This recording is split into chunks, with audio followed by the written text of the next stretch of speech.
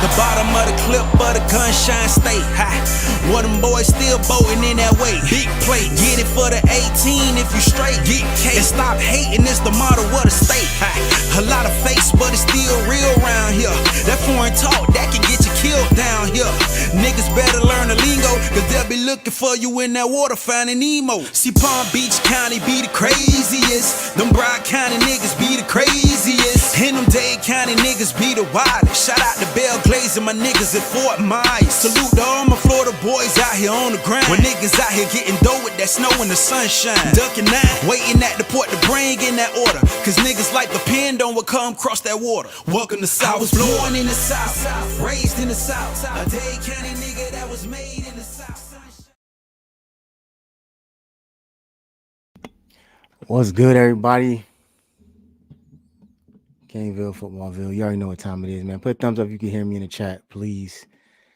Just to make sure. We should be good. But me got X reporting live from the whip. He popped out from some important stuff to hop in here, talk a little bit. You got Street in the back, Street doing this thing. We're gonna get him in a second. But shout out to everybody, man, who rode through that one. Now you're gonna sit here and act like that was a comfortable or pretty win. That was definitely a struggle. I didn't predict it at all, but hey, shout out to the fans that was in attendance. Shout out to y'all because y'all definitely y'all showed up, man. It wasn't like A&M, but it was a very good crowd for that time of night. And I don't know, I'm sorry. I got my theories about something with that. I'll talk about that in a second. But X, man, how we living, man? How you feeling, man? Have you recovered from last night? Yeah, I recovered from last night, man. And to say it, I think it was kind of very similar to the A&M game. I mean, crowd. To be Really? honest, man, that stadium was packed. I mean, it Okay. wasn't 65,000 packed, but it was packed. Okay, that's what's up, man. Shout out to the fans Packed, anyway, man. man. Man, look, shout out to the fans. They showed up. They was loud the whole game, even on some like bad play calling. They still was loud, supportive. They let the refs know that they was on some bullshit. Facts. I mean, my God, can we get a call that goes our way when y'all see it? The safety, come on, that's a safety. His knees he's in the end zone. Hey, you can't And make this shit up, dog. man, you can't make it up. It's like you telling me the fumble, y'all not gonna correct yourself and say, oh yeah, we made a bad call. No, the call was the right call. Everybody's seen it. Okay. Now yesterday, come on, man. Like, I don't know. I mean, you hate to say it's the refs are against us, but it's obvious. Like, my God. I saw people tweeting about, because I think there was some other games that had some controversial calls too that like allegedly affected the outcome. Because we saw a lot of upsets, man. If you would have told me that we lose to UNC to watch them lose to 1-5 UVA the next week, I would have. I don't know, man. That's insane to me. But shout out to us winning the game. Shout out to the fans once again, man, for throwing shit on the field. I saw like all three refs in the end zone like writing notes in their little note. I don't know what they was writing. They probably was writing, exit strategy, get out of there without getting their head kicked in by the fans. But Yeah, the police had this be having to escort them boys out, man, because when the game over, they'll normally all meet up and then go through they go to the visiting team's tunnel. mm-hmm. But yesterday they didn't do that. They went through the opposite end. I guess they were like, man, let's just get out the stadium because we gotta go. You know what I'm saying? So they left like that. I mean, like I said, that was just some bone hard, bad officiating, man. But it is what it is. Like you say, man, we got to win.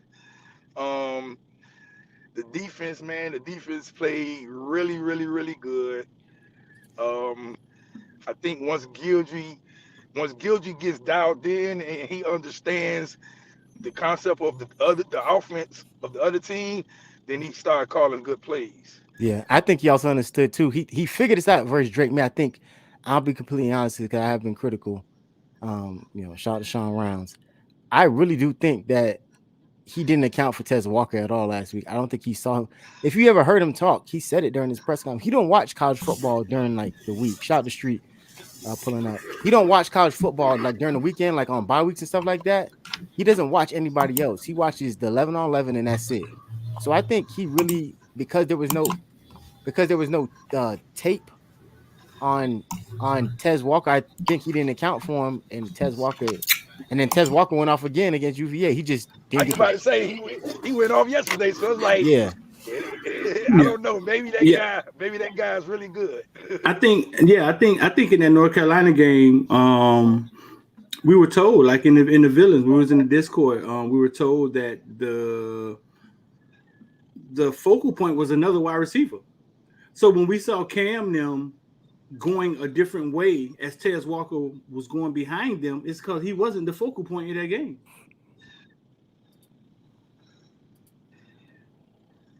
And that's a problem. I think it's because the other was yesterday. That other receiver went off too for him. Well, Is it I don't think Nesbitt? they didn't know enough.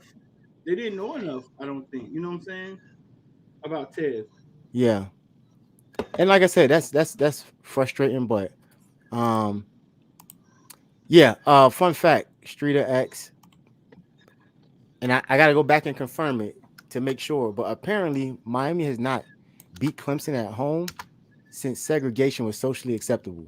1950. That's true since 56. 56. Mm-hmm.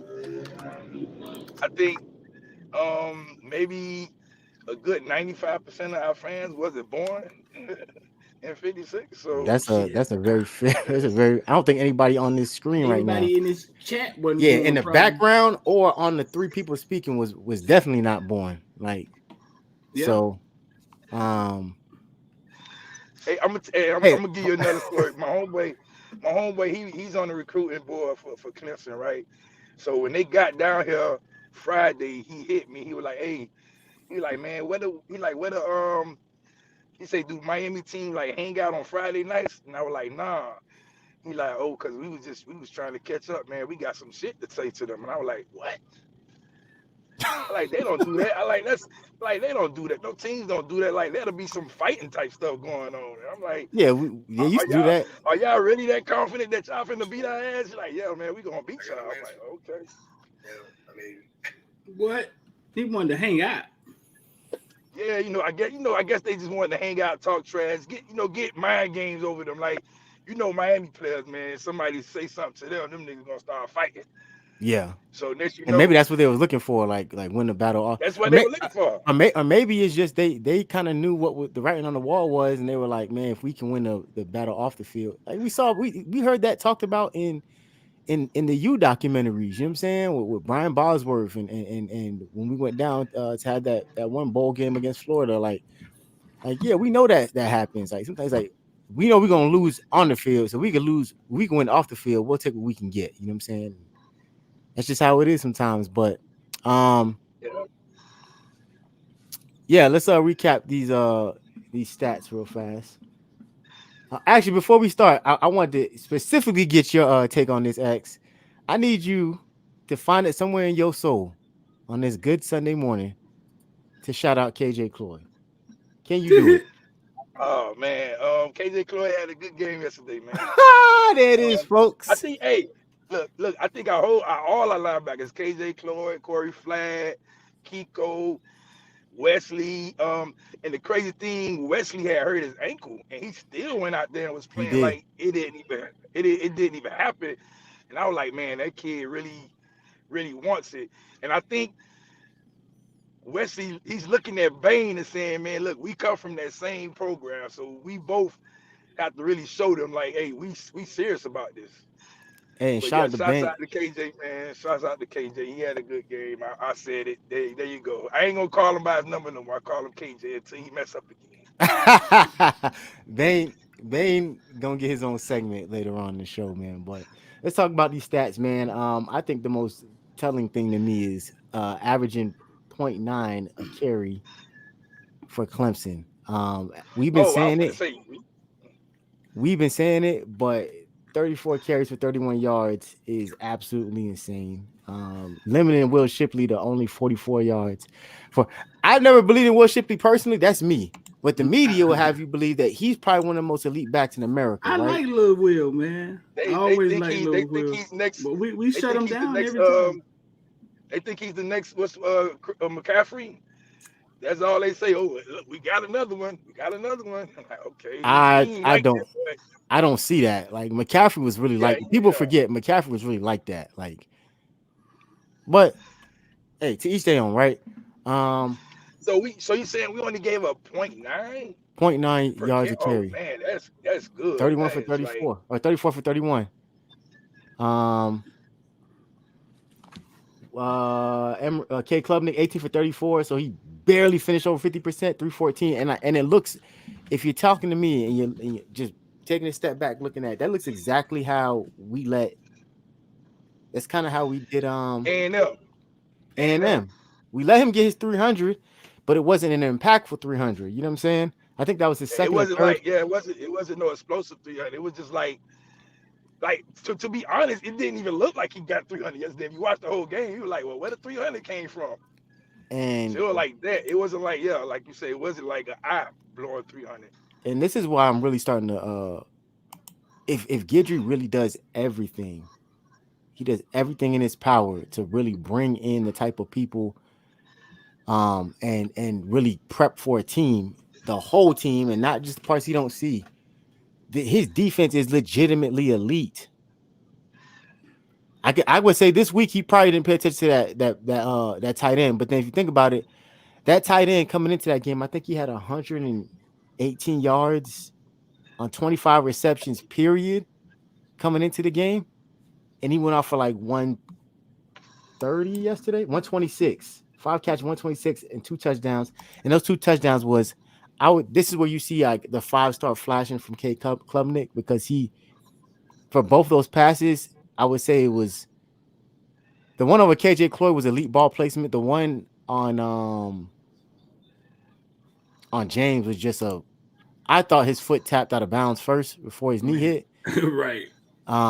But I It's was like, crazy. Yeah, it's crazy the stuff we get overturned, right? yeah, I was like, then I said, I was like, they're not gonna let that slide, and they're That gonna was let you that with get him. They picked up. would if that was you, it wouldn't even been called no touchdown. They'd be like, oh yeah, he's out. They wouldn't even looked at it or nothing. He's not it's out, no Yeah. touchdown.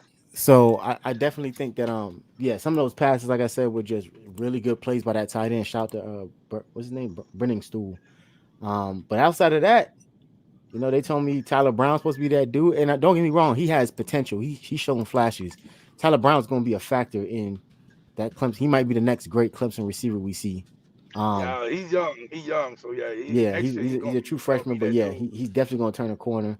But everybody else, for the most part, really got kind of neutralized. You know what I'm saying? Like Phil Mouth had 5 carries for 14 yards. That's once again, man. Gidry did his homework once when he was afforded the opportunity to look at everything. You know what I'm saying? So, um, You know the most important stat that I noticed yesterday was the fact that we didn't give up a sack. Um, yep. we didn't give up a sack. Knowing that a team has a true freshman quarterback, normally the teams dial up pressure a lot, and Clemson was bringing it, but they just couldn't get to him. I think what it is once again credit to the offensive line, who I've said has been teetering on the caliber of elite. They just have moments, but I also think a lot of that is sometimes they allow sacks because of how Tyler was staring down receivers, and then he was panicking and rolling out when that 4 seconds was up. And I think that's where a lot of the sacks was coming from, and that was taking a shot to his confidence. But Emory was like, it's kind of hard to make it when every play was a screen pass. You know what I'm saying? Like the first 3 quarters of that game was screen pass before he Yeah, took shots. So it's hard to get a sack because he's taking the ball first read, snapping it and throwing it. So I mean, obviously we ain't gonna get no sacks. The game plan was to protect Emory, and while I am extremely disappointed, I'm not gonna sit here and give Dawson a sliver of credit.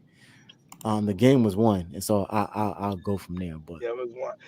Okay, so just go back to when Jakari played against Georgia Tech. I think they kind of did it similar to not overly expose our true freshman quarterback. You know what I'm saying? Let's just play good sound football and our defense will win for us. You know what I'm saying? If he makes plays, he makes plays, but let's not give him any opportunity to make a bad play. Like, but outside of the interception, he was, he didn't really make bad plays. So it's like, okay, just get the win, which was important. So, again, look, that offensive line, I mean, wow, that's crazy. For our offensive line to be as garbage as it was last year, and now just to watch, like, okay, we opening up holes, we protecting the quarterback. Okay, Mario, you did exactly what you said. I guess what's the offensive coordinator? Mirabal don't got to cut his arms off no more. Yeah, hey, I'll say this, because I got to be like, boy, I will say that I'm not saying that's an elite coaching job. It was a terrible offensive coordinator display, but boy, Mario let his nuts hang. I gotta straight people. We were questioning his time management, clock management, going into overtime, a lot of those things, and I gotta honestly say, if he didn't pull that off, boy, it'd probably be a banner flying for his ass right now. But the fact that he pulled it off and didn't, and he probably would have lost that locker room. The fact that he put it off and didn't lose the locker room, and it seemed like, at least from what I'm hearing, like these players they good with Emery. You know what I'm saying? I think that speaks volumes. So I will give Mario, and people coming at Mario for some of the decisions to get made. Like, I think when I'm sitting back looking at it now, I think some of the timeouts and stuff that he made, they were actually benefit. It showed improvement, and I could see him leaning on Guidry for a lot of them. When he called timeout, I think in the first overtime, I think on that third down, and they stopped him. That was the right call. In the moment, we probably were like, "What the fuck you doing, Mario?" Because that's just the fans, but they coaches for a reason, and we fans for a reason. The timeout he got before the fourth down, I think that he called,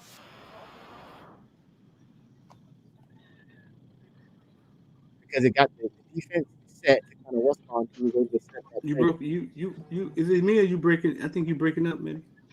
I'm Yeah, breaking he was up. breaking up a little bit. Yeah. Yeah, he was. You went out a little bit for them. I'm good now. Yeah. You good? I think Yeah, you something. I good. don't know. It's like when these commercials started playing the back, but when he made that call on the fourth down before they went for it, the timeout in second overtime. Once again, that's the right call. Like, he was able to set the defense up and be like, "Hey, we got to be cognizant of the fact that they might try to break that to the outside." Yeah, Sean, I absolutely think Dawson did a terrible job. That was not a good play call last night. That was not a And good then coordinator I job. think when a lot of fans was mad because they were like, well, Mario, go for the win, stuff like that. I mean, Mario, like, okay, so we play for the win, and then Emery go out there and make a bonehead play. Now his confidence is screwed, and we lose the game. You know what I'm saying? So he's like, nah, we gonna play it the safe way. You know what I'm saying? Which is what a coach should do. So When in you that have a moment, person X, like you that. didn't want them to play for the win. Not with Emery, because So you were saying go to I'm looking overtime. at him. Yeah, I was saying go to overtime because I'm looking at Emery the whole game, and I'm like, man, please don't make a bonehead play because this is Clemson. You know what I'm saying? Let's be real. Clemson has beaten you for the last I don't know how many times. This is Clemson. They can make one play and change the whole game. I mean, I Please was don't just make a thinking bonehead why. play. I was thinking why go to overtime with the bully? Why not try to put your throat in their neck when you in control? That's what I was thinking. You know what I'm saying? Like, why go to overtime and their quarterback throwing the ball like crazy? But they often seem to be pedestrian. They didn't run big boy as much as I thought they would. They never do. They always depend on Shipley. But the quarterback makes some elite throws, bro. So listen, I'm gonna open up the phone line for the villains, man, and I got a question for y'all. A tough question for y'all. Gage, what's up, bro? Fellas, what's going on? So listen, I got a What's up, question for what's up? y'all. So with what they did last night, 3/4 of Emery struggling, and then he started getting comfortable, like in the third. Then he got into a little groove and did enough to win the game, right? What does that tell y'all about the future of Tyler Van Dyke? And what does it tell you about the future of Ja'Cory Brown? They stuck the whole 4 quarters out with Emery. Cause I believe Ja'Cory could have done more in those first 3 quarters. He would have been more productive, right? But they stuck it out with Emery the whole game. What does that tell you about the future of Tyler Van Dyke? And what does it tell you about the future of Ja'Cory? What's up, Kyle? What's good, fella? The What you future think? of Tyler Van Dyke, I mean, he's our quarterback. That ain't. I mean, he's our quarterback this year. You know what I'm saying? The future of Jakari, um, I guess the staff. Well, Dawson likes drop back quarterbacks. He loves drop back quarterbacks. So maybe things could just be shipping into a whole nother direction. But yeah, the future of TVD. I mean, this year is his. So if he was able to play yesterday, he would have played. What He's about gonna so play. so so if he comes back next year, it's his ball again? I mean, and I'm gonna just keep it a buck. I think he comes back to college football. I just don't think he comes back to Miami next year. Oh. What about you, Mehdi? What you think? Can you ask the question one more time? Because it was a two-part question. I want to make sure I understood it. With them sticking it out with Emery, because I think Ja'Cory Brown would have been more effective early in that game, right? With them sticking it out with Emery and him getting comfortable in the fourth quarter and finally coming around, what does that tell you about the future of TVD? And what does it tell you about the future of Ja'Cory Brown? Yeah, I've been saying it. I'm comfortable with TVD moving on elsewhere.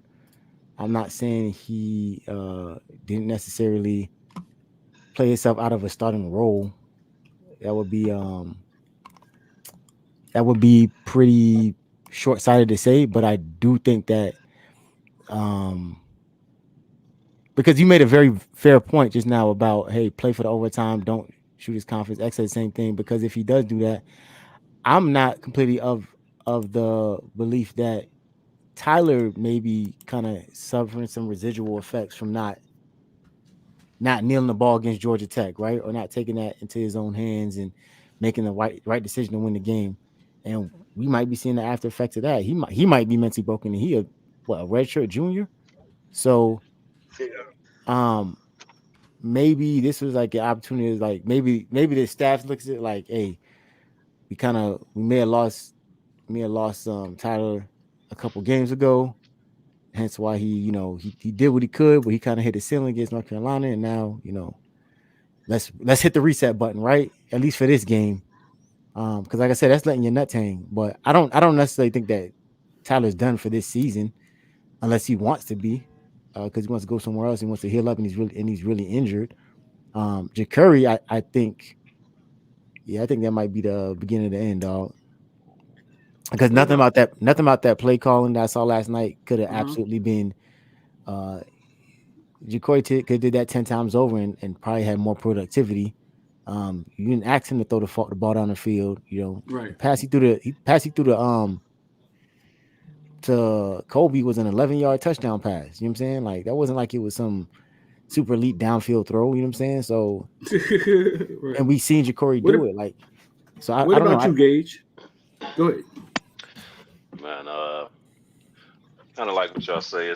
We saw from last night, especially with the play calling going on. If TVD is healthy in any kind of way, he's gonna be out there. Period. It's still his team for now.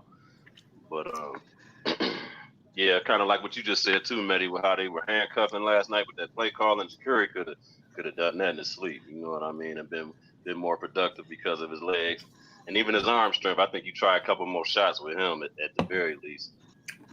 The one deep shot they did take, I don't know. It seemed like it was a miscommunication with him and George. George changed his route as the ball was mid-flight, so I kind of give that 50-50 on both of them on that one play. But I mean, I think it is the writing's on the wall for Jakuri, though. Sad to say, though. That's what I'm starting to see. I think that show we saw that last night. And Tyler is probably gonna move on. I think he needs to move on regardless of what. I think they're ready to go with Emery for real, for real. I think that was like the foundation laid last night, basically. Pretty. Um, Cal, what you think? I'm not gonna put too much stock in one game for anything to happen. I think this is Tyler's team. It's gonna be his team as long as he's here. I think at the right. most he comes back next year. They'll bring him some competition if there's any available. I think that's what one thing you'll see, and maybe they'll, even if it's in the back of their mind, just open up the quarterback competition regardless of who's here. Um, the Emery thing, like to me, it's like I don't you. There's no way you run that offense and tell me you got that kind of confidence in Emery. You don't. That was just your option to choose. I think that's who you wanted to go out there. Don't get that twisted. Yeah. But you don't have confidence in Emery if that's how you're gonna let him play. That's crazy to me. Now, do I think that that's the guy who they want to take that step? Yes, I do. But I think there's no way you like when it comes to Brown. I think there's no way you come out next year. Let's just say if there's no TVD, there's no way you don't have a quarterback competition. Like if TVD's not here, there's no way you say, oh, it's Brown, it's Emery's, and somebody has to take it from him. Like, nah, I don't think so. Not the way you let Mm. that, not the way you let that game unfold. So, I think everybody has to look at their situation and do what they think is best for them because it always could change. It could change for Emery too. So everybody's gonna look at their situation, do what's best for them, and if all three guys decide to say, I think 1A is Tyler's team. 1B is an open competition, just because, like we said, we might have hit Tyler's ceiling already. So Right. Kyle, I got another question for you. And in the comment section, all my quarterback gurus in the comment section, break Emery down. What did you see from Emery when it comes to technique, arm strength? Like, what did you actually see out there? I personally, I saw a freshman. I saw what freshmen do. He didn't like just fold or anything like that, but Mm-hmm. I saw him kind of take too long with his throws. I saw him kind of be uncomfortable. Not uncomfortable like nervous, but kind of like not be decisive on some of his the few opportunities he got to actually throw the ball. But he looked good for a freshman. Like if that's crazy to say. He didn't look like a super freshman or anything like that, but he looked like a quarterback. Like I'm ready to stand in the pocket. I'm ready to play this game. But you can see he got a lot of seasoning to go. I think his arm strength is fine. That's a nice little ball he threw to Kobe Young. I think he tried to look at the receivers, look over the field. I like what I saw, but it's not like watching. It wasn't like watching Trevor Lawrence take his first start, or I know that's a high bar, but it's not like watching a freshman just go in there and just be amazing. But he came in and didn't lose the game. I think that's what was important. Came in, didn't lose the game, so I'm happy with that. How tall I is love, Emery? I love. Emery's about Six 6'2" and three. a half, Six, six he's two, six. 6'3". Okay. He that I short? I love his thought. technique. Okay, look, Yeah, I just want. I love Emery technique, man. You love his technique. Talk to me. What you saw? Okay, his quarterback when he's a quarterback, he has I ain't gonna say perfect technique, but it's near it's kind of near perfect. The way he drops back, the way he holds the ball before he releases it, the way he releases the ball. He don't have the arm strength, you know what I'm saying? He just don't have the arm strength that you would want. Um, but he can distribute the ball, you know what I'm saying? So he has good technique. Playing quarterback. He's been coached by I think his peoples was the quarterback coach or something like that. Somebody in his family, so he was basically born to play quarterback. So I love his technique. Hmm. I think I think Clemson came out with the same game plan they would have had for Tyler. If you notice, when we play these teams, like the batted balls, that's not something new that just started happening yesterday.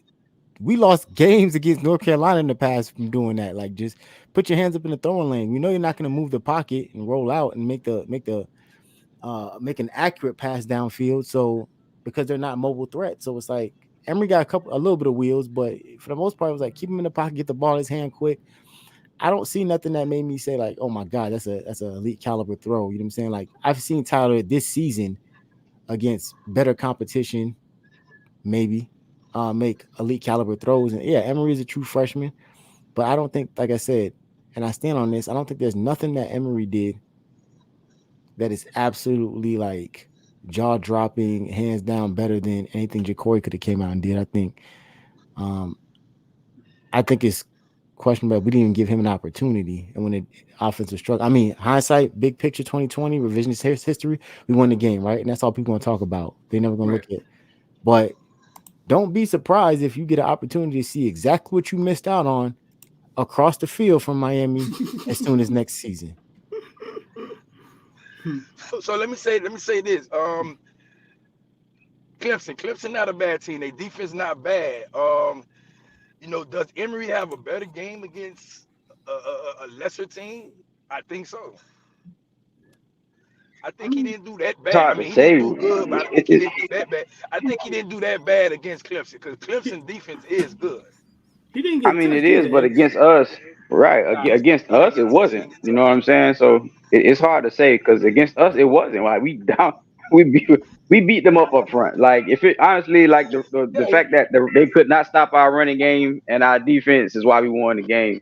So they weren't good against us. So it's hard to tell X because they didn't really let the boy play. You know what I'm saying? So it's kind of hard to Right. tell. And You shout out, said man. Look, once again, sometimes I know people question Mario's game time decisions, but at the end of the day, it's like I've said this for at least the last 5 years. It starts in the trenches, and having dominant line play on both sides of the ball is the tail of this game, and it's why we lose. We've lost the game in so many different fashions in the past. It's not necessarily the skill players are better; it's the trenches is better. I watched Bain just that's absolutely true. run through a. I know that dude wasn't a true freshman he was running against, but that right tackle, when Bain got that strip sack fumble on what's called Bane was that abusing him. Threw him what? out the He was club. abusing that Threw guy that man all out the game. club. I'm like, man, what like Hmm. I really sometimes have to question like, does Bain have one of those Dominican or Haitian, birth certificates where he really just a 40-year-old man out here just he said finessing he the felt game, man? 70 years old Hey, last night. listen. I gotta give a shout out to the homie. The homie showed up yesterday. Everybody was questioning him, LT, calling him a bust. This Oh yeah, LT yeah, showed up yesterday. But the funny thing is, Bane played so damn good, you forget about what LT did. that's Like you facts. just forget about what 56 did. You just like, boy, 44, 44, 44. And Bane that's two was it. out there using. together. Them two out there together is nasty. I know that. They've been out there. They just got hell for the first 5 games. They said, "Oh, it's raining and Yeah, slippery," yeah, you're right. and so You're they right. can't. I think that's the first game we played yesterday LT. where it didn't rain before or Yeah, during the game. the first game, literally, Hmm. man. LT. Um, what I seen from LT yesterday was Harrison, he huh? he was still getting double team. He was still getting double team, but he was getting off the ball a lot faster than he did the previous games. And that's why he was going. Some games you be like, well, damn, LT not doing that because he's literally getting double teamed every game. I think that was a conscious So effort, maybe. yesterday when he was before the ball was saying height, LT was like up, he was going. So now the double team is kind of late. He's Yeah, getting between the guard and the center, and next you know he's in the backfield. I think there's a conscious effort from I don't know the person y'all love to hate, Joe Salveo or Jason Taylor, one of the two, on really like working on focusing on his technique because he's not bad. He's gonna get pressures. He's obviously making a play, mid-season All-American AP, you know what I'm saying, which ain't saying much, but it's showing that he's on a trajectory to not even have that many sacks or tackles for losses, but he just makes plays. And so I think there's an opportunity for him. If this is the moment where, the proverbial light bulb goes off for him, like, yeah, it could be something special in the making. You know what I'm saying? So shout out to I think that's the healthiest our line has been in a long time too. I think the only person missing is what Talk about Najee well, and yeah, we Messidor. missing not the league and Mesidor, and to keep it a buck, man. I think as good as Mesidor is, man. Bane is doing his thing, man. But we do need Mesidor back because he caused a lot of havoc also, and Najee. Yes, sir. And we And we like I got say, 300 in here, man. Make we sure y'all haven't hit the had like button. a healthy defensive line since the first game. Yeah. Yeah. Yeah, like Street said, Because man, hit the like button. Y'all like to Make sure, viewer ratio look like the rushing totals for Clemson, make man. sure y'all hit the like button and hit subscribe, man. If you new here, this is the new Caneville. So listen, man, I sent this to Miami Friday. Rashad Smith 5 carry with his shoulder square to the line. I can't type. We may discover our best running back if he's up for it. Because basically, I think Rashad didn't want to play running back in high school. I don't think he likes the banging. You notice his kickoff shoulder square to the same stuff I've told the villain Peter. Rashad Smith likes to run the ball shoulder square, Mm-hmm. straight ahead, Yep. one North cut, South. and Let's get it. he's out. Last night they had one play set up for him. They kept running and they kept throwing him in motion and putting him in the backfield, and then he did this. Brashard Smith. Emory Williams in his first collegiate start. And straight ahead, Brashard. Emory Williams in his first collegiate start. And straight ahead, Brashard. Emory Williams in his first collegiate start. Just like he looked at 9 years old, bro. I swear to God. One cut, and if a hole was there, he was gone. Emory Williams in his first collegiate start. And straight ahead, Brashard Smith, who can fly. Will he take it all the way? Sometimes you just got to get out your own way. And he loses it. Sometimes the coach says you got to get the hell out your own way, dog. Shout out to Nate Wiggins from Clemson, dog. Nate Wiggins ran him down, fool. He did. This man out there with a bum leg. Good for him. Bigger shout out to my dog Jacoby George, man. Probably the big. That's the game. If we're being honest, that's the game.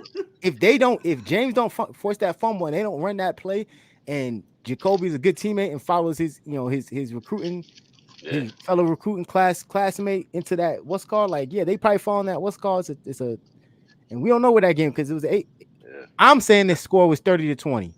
Y'all can say what y'all want. The score was 30-20. So there's a 16-point swing that they bucked us out of. Y'all realize that? Yeah.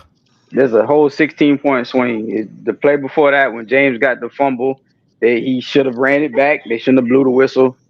And of course, we got the safety. And then I don't think Clemson scored on that touchdown, bro. I was like, I guess we'll get to that later, but my bad. So whatever. When this play happened, I'm sitting next to Twan, dude. And I ain't gonna lie, dog. The shit brought a tear to my eye. Because sometimes, because sometimes we know things, right? And you have people that you think are smarter than you. But they're not really smarter than you. You know what I'm saying? They're just sitting in a different chair. I've known this about Brashard for 2-3 years. And I was just proud for him. You know what I'm saying? And I was proud of him just doing the simple thing at what he was really good at. And he made it look easy. Think about this. All the carries our running backs have gotten this year, not one of them have done that. Mm-hmm. Every time he touches the ball in that position, he looks like he's about to do it. I text you, Street, as soon as it happened. I said, bro, you've been screaming for this about a whole year now, bro. And that's why I'm not one of those people that say coaches know better or that's why they coach and we not coaches. No, if you know the game, you know the game. Street have been talking about that since a whole year now, bro. Right. And he makes it look easy. I just don't think he likes the beating. You see, every time he get hit, he's down, his leg, his shoulder. I don't think he likes taking the beating, and I think that's why. Because think about it, they didn't feed him. Even after this, they didn't really feed him the ball anymore. They didn't go back to it. Yeah, they didn't really go back to it. Because for one thing, look, he definitely don't want to play running back because he definitely ain't trying to block no big lineman. He don't want that responsibility. He don't want none of that responsibility. So that's why he don't want to play running back. He just would be like, okay, if you get me the ball in the backfield, then I do things. But yeah, I'm not playing running back. So. But what if your chance to the league depended on it, and your football career may be coming to an end? You still don't think he'll do it? He's not gonna play running back. He's not gonna play running back. Like they could use him like how they use Samuel Debo. I mean that's the new style offense in the NFL, where you get a running back who's a receiver, but you can give him the ball in the backfield, or we just give him quick screens, or they do the jet sweeps and stuff like that. So he'll do stuff like that. But as far as him just playing running back, where he got to go block and do all this, But that man literally looks like Clint Porter's fool. Well, he's a lot faster than Clint Porter. What? Yeah, he's a lot faster than Porter. I mean, that was the first time to me he literally looked naturally like in his natural state. like it looked. Remember we've been saying it. When he gets the ball, if he's going north and south, he's good. It's when he start going west, east and west. So you be like, oh man, okay, y'all. He don't look like he's doing it naturally. But when he's going north to south, it's natural for him. Street, do you think that was a wrinkle for this game, though, with him? Because obviously Paris wasn't available, or there's something you think they're gonna do going forward? It was. I'm not gonna say it was a wrinkle because Paris wasn't available, so they needed another guy to get some carries. Right. We did it last week. We just didn't. We lined him up there last week. We just didn't give. Did we? Yeah, he did get the carry. I think we lined him up last week. It was one play. Really? I can't. I think he got it. Yeah, I I believe think they because ran him last week. Remember, outside though, I didn't hit they? you after the game. I can't remember. I can't even remember if he got the carry, but I remember him lining up in the backfield. I think he did get the carry. I think they Yeah. ran him outside on Hmm that carry though. It was probably. It was one play though, but it was just a simple fact that he lined up in the backfield. I was like, okay, but we didn't see. We only saw it once, and just like this game, we only saw this Yeah. once. So I think it's gonna make Twice for a he hell of a almost play got action at some point. he almost got away a second time in the second half. Now listen, shout out to the villains, man. This is a video that's in the villains, but I'm gonna show y'all the beginning because guess what? Corey Flagg is a fucking hurricane legend, and he's gonna go down in hurricane history, no matter Yes, whether y'all like it or not, though. Uh, Because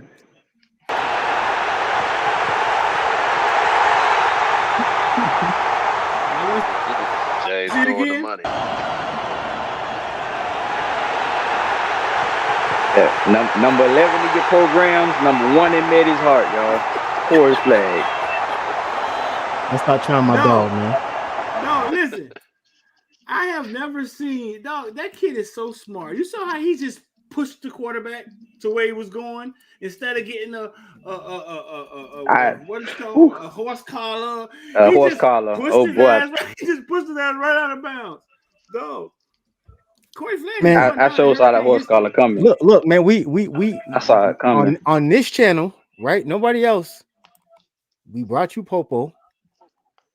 We premiered it, one of the first videos we had on here, and we heard him say that man is one of the smartest players in that room. He understands limitations. He understands that but he's a leader, and them people in that locker room will run through a wall for him as a player. He understands that he ain't got it all figured out. I'm not the fastest. I'm not this. I'm not that. But somehow, some way, at least once again, you're gonna see him pop off the film and do something that's like, man, shout out. And I know the fan base hates him, but I think Manny just did a bad job of utilizing him in the right way. Like, let's be clear, he's not a starting D1 middle linebacker. Let's just be clear, right? But he's gonna do everything he needs to make sure that when he's on the field, he's gonna make some type of impact. Right. Whether it's aligning the people in the team, figuring out. It was a couple times I saw him pointing like, hey, watch, make sure you watch it, make sure you watch this, look at this, look at this. And those are the things that people got to understand, man, that when you play football, if you play football, you know it's a guy on your team that he ain't necessarily got it all as far as a physicality standpoint, but he definitely got the opportunity to come in and make play. And I've said this, man, Corey Flagg is going to be a fantastic coach one day. He's going to be a fantastic linebacker coach. Yeah, I believe so. He's the son of a coach. Like, it's something I legitimately foresee in his future. Exactly. I ain't gonna go head coach yet, but he sees the game in a way that it's supposed to be seen for a linebacker, and he makes impactful calls and sometimes plays, to include last night, that can win you a game. It's just, I think we just in the previous regime we did a very bad job of putting him in position to be successful because he's not a starting middle linebacker. He don't got the prototypical size. He don't have the speed. He has the explosiveness, but you got to put him in spurts. You can't keep him on the field, you know what I'm saying, lining in, because teams are going to figure that out and they're going to run at him. He's not impactful enough. Like Xavier Woods. Is that his name? Xavier Woods? Clemson's starting linebacker? Same thing. He just has Trotter is one. Trotter. Trotter. I said, Woods is Trotter. Jeremiah Trotter Jr. Jeremiah Trotter Jr. That dude, same thing, popped off the film. Yeah, he a monster. You know what I'm saying? Like, and it's one of those things where it's like you see him, and it's like, oh yeah, we can't.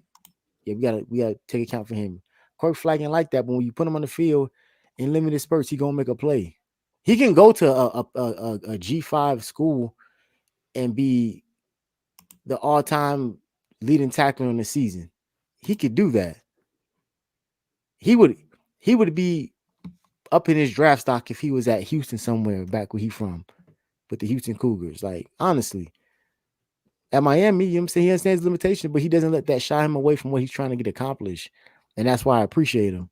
But he's fine as long as he's going downhill. As long as what?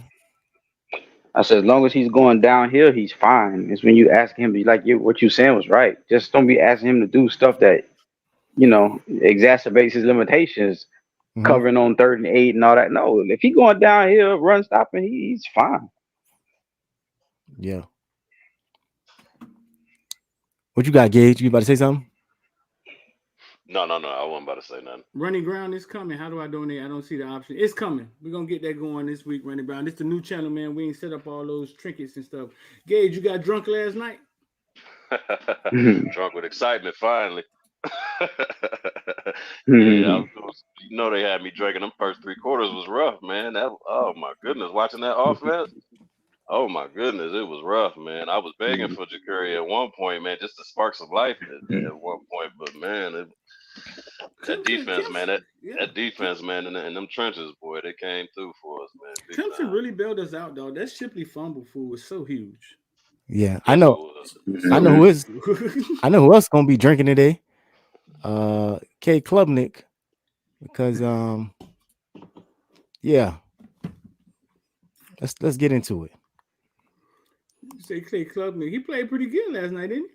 No, I said he's gonna be drinking today because what's on the screen was his Bang.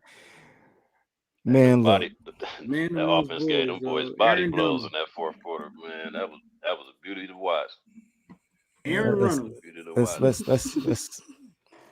Let's get into it, man, because I heard a Miami media member say today he's the best defensive lineman they've seen since they've been covering the team since 2007. Whoa. Yeah, y'all tripping. So I hate when people do that shit. Oh my gosh. I can't all right. Who's the name? Come on, give us some name. Who better? Bro, we just put 2 first-rounders in the goddamn NFL draft. I don't like Jalen Phillips' explosion and Greg Rousseau out there being a fucking extraterrestrial. Let's not do that to our players, bro. Like, let's let Bane grow, and then we'll figure that one out once he's finished. Like, Jesus, bro. Oh, you think they're considering those ends or defensive linemen? Defensive lineman. Bane is an end. Like, I don't know what they want to. Like, what are we talking? Bane is an end. And Greg Rousseau got most of his sacks on the inside. Greg, as a freshman, Greg started playing like halfway through the season, right? Mm-hmm. Yep. As a redshirt freshman. Yeah, there was a small period where it seemed like we had these like freshmen that were clamoring and like waiting in the wings, and we just Manny was just like, man, just put him out there. And like between him and Jonathan Garvin, like it was like this little run we had that I was super impressed with. But oh, my fault. I apologize, y'all. He said the best freshman defensive lineman. You're right. That's hands down my fault. I apologize. I thought he said best D lineman because that's what they were saying in the group me last night. Yeah, best freshman. Yeah. My fault, y'all. I apologize. Hell yeah. I gotta go back and listen to it. But the media member I heard said best defensive lineman they seen. But I'll go back. I'll go back and check the tapes. I'll check the tapes, but yeah, if he said best defensive lineman, that's living in the moment. That's a lot of hyperbole, bro. We gotta relax. We'll see. But freshman, yeah. Out of Broward County. Hyperbole. Who can spell hyperbole in the comment section? Hyperbole. No, man, I saw Bane before the season started. Bane was like, yeah, man, I'm getting at it, man. It was a little rough in the beginning, man. He said, man, but I ain't doing nothing. I ain't going out street. I ain't eating junk. I ain't doing nothing. I'm working. And boy. Someone said Bane is our best player on the team, huh? It doesn't pay it right off. Yeah. It's going to be Ray if he ever get returned a punt. Ray ever get to return a punt, like a free punt without somebody flying in his face as soon as he catch it, Ray gonna be second best player on the team. That's all it takes. Ray is chomping at the bit, fool. So is Ray now burning his red shirt, returning these punts? Oh, that shit been burnt. Yeah, it's burnt. He been burnt. If you get in the game for one snap, that counts as a game. And when we get the stats, like it shows, like it has like little X's or like little markers that show like it shows you how many, like if you get in the game, period, that's a game. It counts as a game. So I think last night was the game for Ray to play too. Yeah, to get back into all the damn screens that you flipped on. Right. All the goddamn screens. Yeah, and that's the team that until Luke put his dog in a fight, you know what I'm saying? We would have seen him on the other side of the field, on the other sideline last night. Let's not forget. Yeah, they might well get him on I, record for sure. I need everybody in the audience to take note and notice that Rich ain't here this morning. My boy was so torn last night. He didn't know if he was angry or happy. He just kind of collapsed and I don't think he woke up yet, y'all. That boy's at the house like, God damn it, yes! An emotional wreck. See his house orange, green, and purple. Dabo. Yes, sir. So, well, speaking of Corey Flagg a little bit, Dabo said, let me show y'all. For the record, on what's called like last night too. I do not think K Klubnik made the wrong play on that play. Right, that's what Dabo said. Let's see. He said left, right. You do it. Now I'm singing that damn song all day long. And so be clear that was an RPO on the last play. No, it was a handoff. 100%. So he said, "What a bust ass! I could throw your motherfucking ass underneath it." Just hold it. I got no answer. I mean, wow, trying to do too much. And so that's how you lose a team. RPO it's a give. Oh, I didn't realize he said that. Be clear that was an RPO on the last play. No, it was a handoff. 100%. Wow. And we didn't hand off. Well, the running back didn't. I like that type of RPO on the last play. No, it was a handoff. 100%. He backpedaling, dog. He's backpedaling. That's revisionist. He's backpedaling. If it would have worked, he would be sitting there praising him. Oh, he has moxie, put the team on his back. Trying to do too all much. That same shit we always say for these particular quarterbacks. You know what I'm saying? Like RPO. Dabo was a clown, man. Wait a minute, dog. What are we listening to here? That looked like an RPO to me. I made a lot of plays. It's 1,000% an RPO. You gotta, so what is Dabo doing right now? We sitting here talking about how we don't want to lose confidence with our true freshman quarterback. This is how you lose your, true sophomore? This is how you lose your true sophomore quarterback who's won you an ACC championship. They won last year, right? Or they lost in North Carolina? They won the championship last year, right? He throwing them in the bus. They won. Yeah, they pulled DJ and they put K Klubnik in. They won the last game of the season, I think, and then they beat UNC pretty handily. He throwing them in under the bus? Yes. And like I said, and I said this, I'm pretty sure I typed in the chat this morning. I said, I don't care what nobody say. If I'm K Klubnik, I feel like I'm beating Corey Flagg to the outside. But one thing you can't teach speed, but you can damn sure teach heart. And that's what we clearly saw on display with Corey Flagg, because most QBs in America look at that and be like, oh yeah, I'm running to the outside of him. If Wesley out there, which Wesley had the hold in case he got past Corey, maybe not. But Corey Flagg, if I see it at my age, I'd be like, yeah, I'm running this shit to the outside. Fuck what he talking about. He not beating me to the edge. Wesley. That's why he pulled it. He read Wesley, pulled it, and Corey popped out like, hey, I'm surprised. Yeah. Nigga did Corey Flagg. Corey Flagg did that. Flagg did that Chappelle on him. Yeah. Flagg hit that Chappelle on his ass. Gotcha, bitch.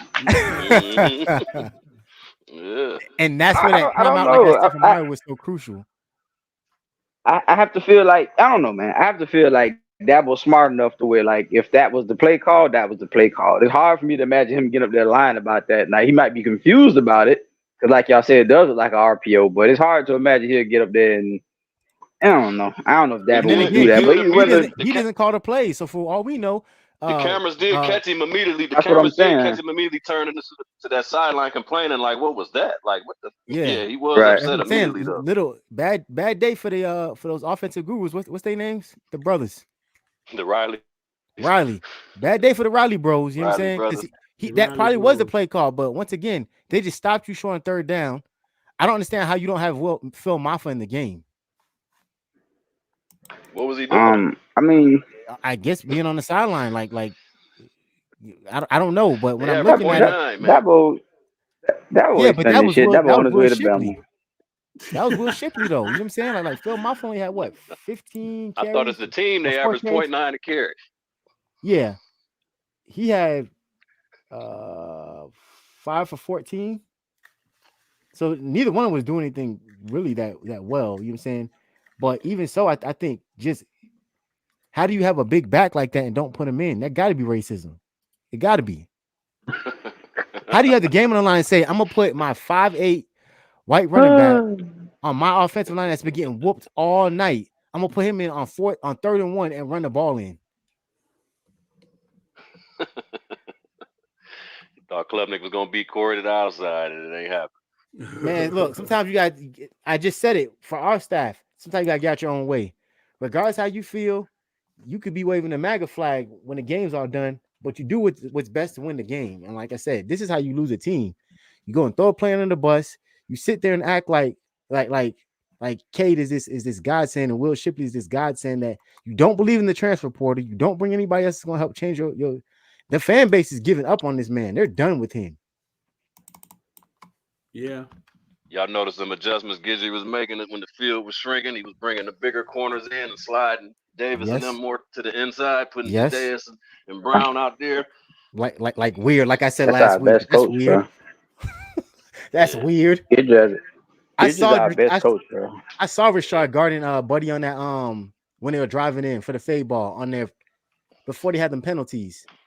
I saw 2-5 out there guarding the outside corner. Yeah, I was like, they start putting him out there. I was like, weird. You bring these 6-foot+ corners out here and then you don't play them. Yeah. And shout out to Daryl Porter, right? Shout out to Daryl Porter. Yeah, shout out to Brown. Still, I've been saying that Brown. I don't know. Brown can't seem to catch a break because Brown seemed to always come in and get a PI. Even when he playing that was the right play way to play that ball. Yeah. Daryl Porter absolutely had a PI. I would say that. He just smacked dude in the face. That's why they called it. He accidentally hit dude in his face. He hit dude up in his face, and that's like rep through that flag. I saw him look back, slap the ball down. They were up. Flag. Yeah. Okay. Well, I don't know what to tell you. You know what I'm saying? Like, food late in that game, me and Twan on the sideline, and number 25 came in overtime. Boy, I had to pull out the roster. Boy, I was like, who is this? In crunch time, who is this? I'm telling you, dog. You put your tall receipt. That's all they had to do against Tez Walker last week. That's it. Ain't trying near time either. That's it, and that's what you got to do sometimes. It's not even about if the guy can cover it. It's like, do I want to make this more difficult though? It's like, okay, I got Brennan Stool. I got KJ Cloyd. Who ain't the tallest? How tall is KJ Cloyd? Maybe 6'2". Yeah, I got a 6'5" receiver on him. Well, just throw it up and let's see what happens, right? But then I bring a corner, and it's like, okay, this corner could probably jump a little bit. And honestly, if Cloyd turns his head around, that's probably a better play on that ball. Yeah, right. It is. And definitely. Then you see it later in the game. That was a terrible throw by Klubnik, but he threw that shit right to the back. He threw it right to his shoulder pads. Like, here you go. I'm aiming right for the 2-3. Bam. And I was waiting for the flag to get called. I was like, they about to call pass interference on that. I know it, even though he threw that terrible pass because Buddy was trying to reach back for it. But sometimes, like I said, you just gotta get out your own way. Period. Get out your way. Yeah. Look who was guarding Kobe Young.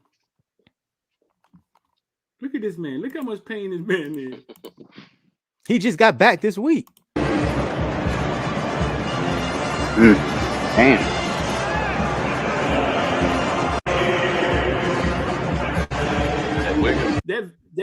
That's Wiggins, yeah. That very next play is when they did the little rollout to Kobe Young. I think they knew it. They knew it. Hey, breaking news. I don't care if you heard or not. Breaking news for those who don't know it, man. All football is about is exploiting mismatches. That's all coaching is about. I find your mismatch and I'm gonna exploit it. It's very clear. It's like, okay, there's still a 5'10" corner guarding our 6-foot whatever. I'm gonna throw this bitch up every time. Cade Klubnik.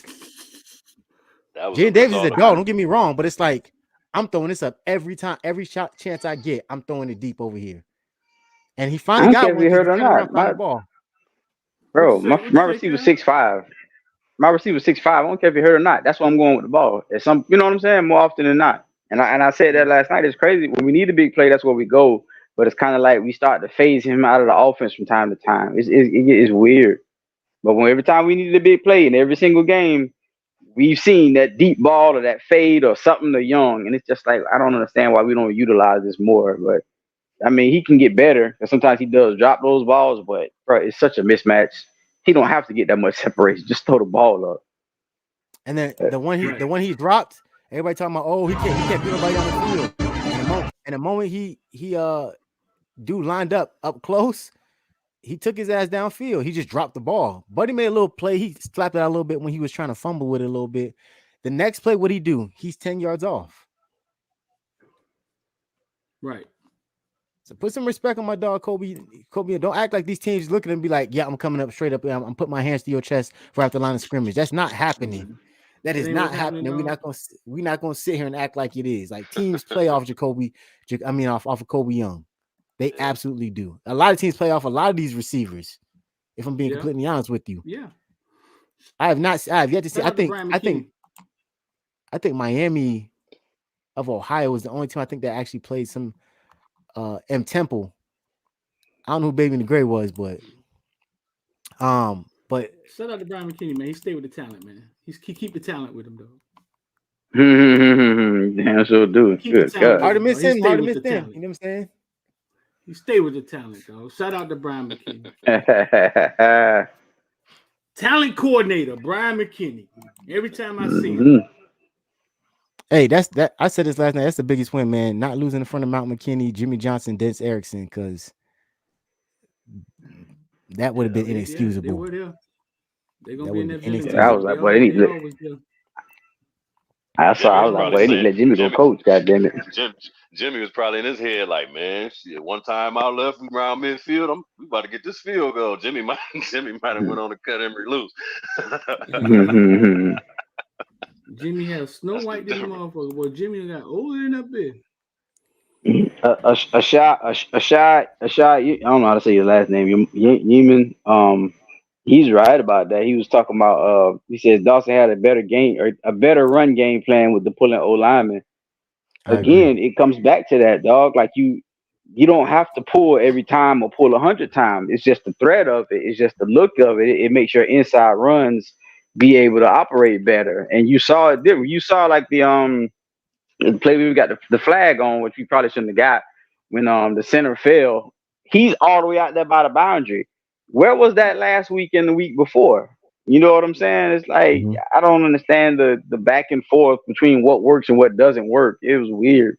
But last night we saw the run game come back, and not because we just ran better, but because we had better plays, we had better looks and all that kind of stuff. I don't know why that ever disappears, but kudos to the old line, man. Oh yeah. Yeah, Noah started climbing to that second level, getting the trotter. And then fourth quarter on that last drive, we started mauling them boys in that fourth. That was the biggest surprise. I don't know where it came from, but it seemed like this should have been the game plan we had against Georgia Tech. Yep. I would have been okay because if Tyler's gonna throw them picks, I'm good with that, right? Okay, cool. But at least you're moving your linemen to get run plays and run blocking up the field. Like they didn't do that at all, and they just let Tyler sit back there and force it into coverage time and time again.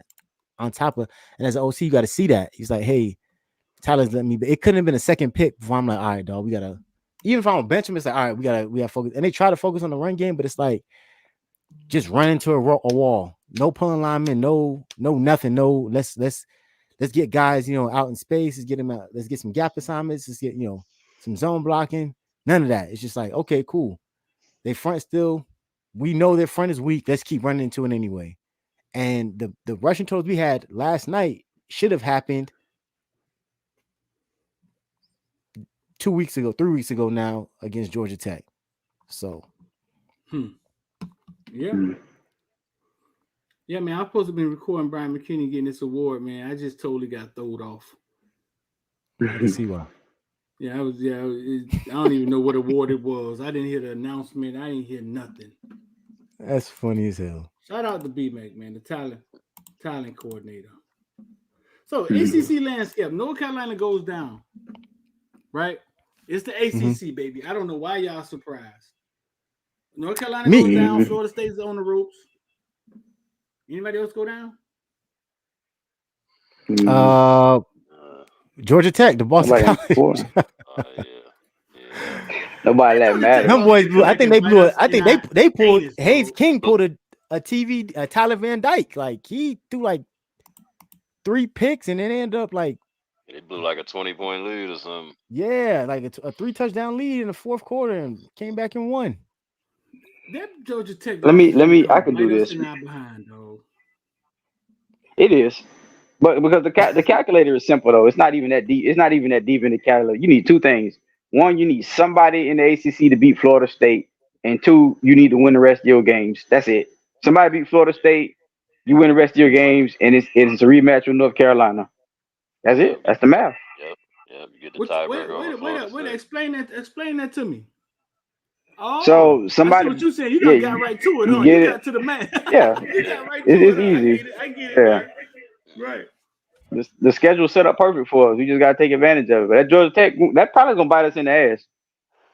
So we need somebody to beat Florida State, which could be who? Who the rest on the? I don't know. I don't even. Anybody? Somebody got to look that up. I swear, if Riley Leonard doesn't get hurt, man, they lose. They lose last night if Riley healthy for sure. Oh my God, it was that close. But he should have went for that field goal at the end. I was like, bro, what are you doing? Like, you go for the field goal, bro. I don't understand what that was about, bro. They're at Wake, at Pitt. I ain't gonna lie, I ain't looking too good, dog. Do they got Louisville? Pitt. No, they don't. That's why I told y'all to what's called. I said North Carolina, Florida State, and Louisville don't play each other, and that was the issue. At Wake, it's gonna have to happen.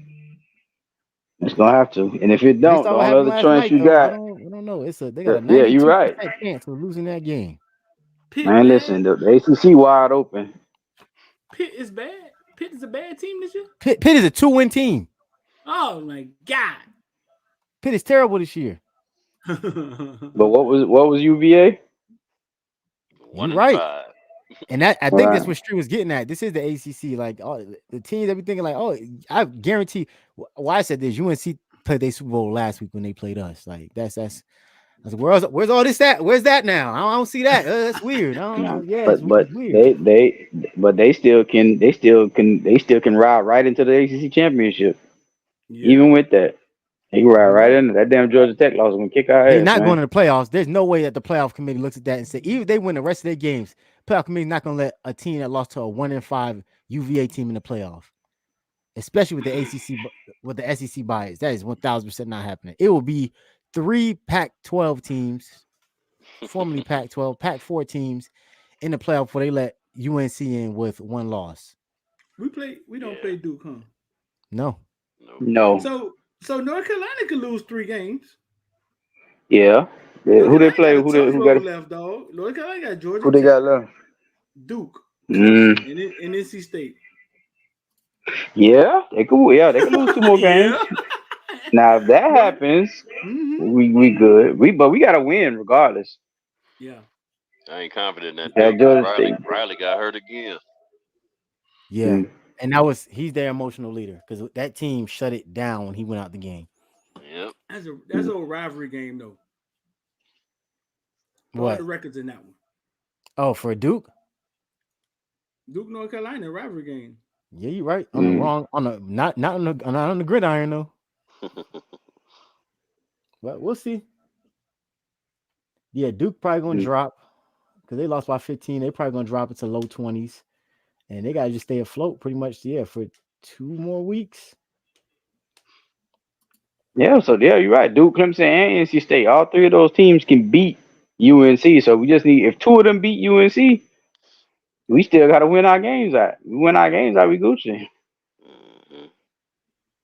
I mean, bro, it's obvious, dog. It's just different levels of intensity. But 3 picks. Huh? I mean, 3 picks. 3. Yeah. Good gosh. The fact that we lost the weight to a pass that he threw is making me more upset. Like who? The Haynes King. He trash. Yeah. You said that boy trash. What you was saying, Streeter? We need him to knock out North Carolina. Yeah, here we go. We back at this again. I said I was gonna do this. I said I wasn't gonna do this. I don't know why you started it. Kyle had all the math already planned out. I wasn't gonna go down this road. I just pulled it up just for shits and giggles. But so listen, last night this happened.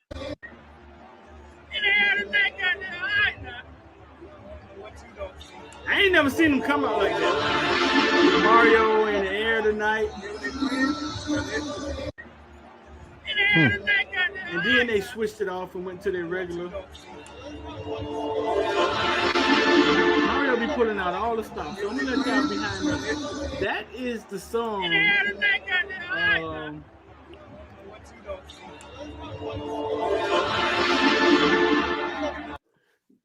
Rod Mack and the Purple Machine and Jeremiah them used to always come out on in the air tonight. Before their games. Mario pulled it off last night and then went out there and pulled off a big win, fool. You know what I'm saying? Very interesting. It was some people, yeah. It was some people there last night too, man. Some surprise. Yeah, I saw. Shout out to Derek Plaz, man, offensive lineman commit. He was actually there with a couple recruits, and he actually recorded in live time, like when Corey Flagg made that play. And so, that was dope to see, man. They were in the stands going crazy. Yeah, from the stands with the other recruits, he was going crazy. Dang, dog! I sent you a video from the sidelines, real time. Damn. I know. I'm just saying, like from a recruiting standpoint, you ain't about to strap up. Every one of y'all, the members, I remember I delivered that to y'all. Thanks to y'all. He go a 3-minute video, and then you get in here and say, give a shout out to who? Derek Plasma. Hey, man, I'm talking about like that, man. Derek Plaz, man.